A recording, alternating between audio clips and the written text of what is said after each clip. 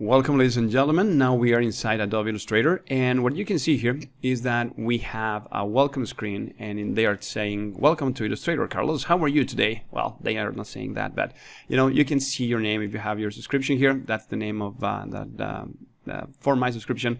Now you can see that we have another option here that says show suggestions. So if you click in here, you can go and check some tutorials and some information about Illustrator. And if you go to home, you're going to get to here. If you go to learn, you're going to get access to some tutorials.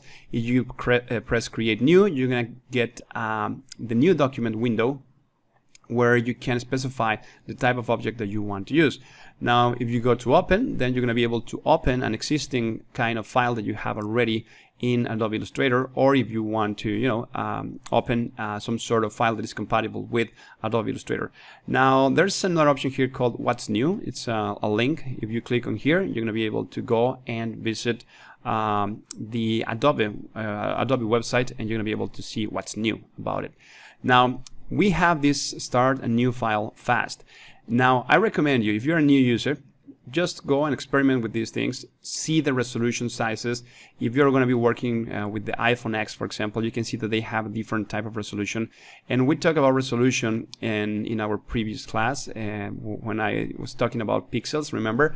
So you can see these values are important because if you're going to be working for an iPhone, so you want to have some sort of reference of what size and all this type of pixels. So you're going to be working for video, HD video, and 1920 by 1080, for example. That's the resolution we use. And if you're going to be working for a printed document, a postcard, etc., etc., etc. So that's something that I will suggest you to do.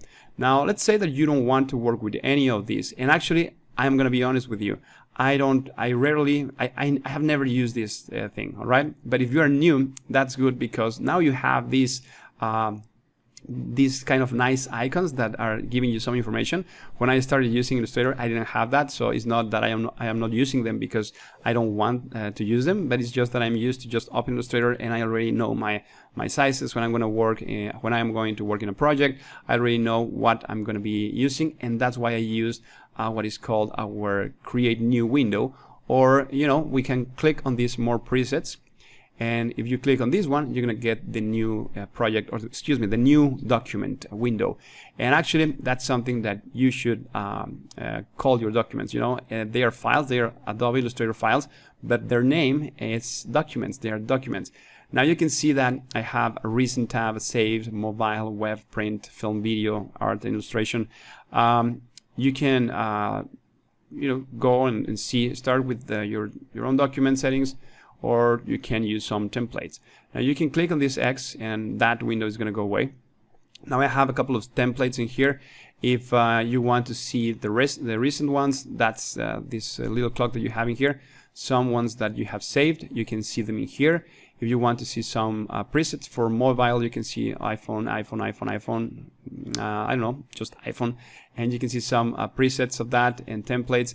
If you're working with web, you can see that you have different options for different sizes. If you're working for print, then you have letter, A4, legal, tabloid, and different presets for that. All right.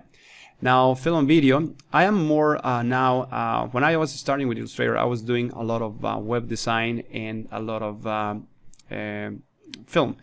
And now I'm doing a lot of mobile and film and web, and but mostly my work focuses on video games. So I don't have really an option in here that says video games.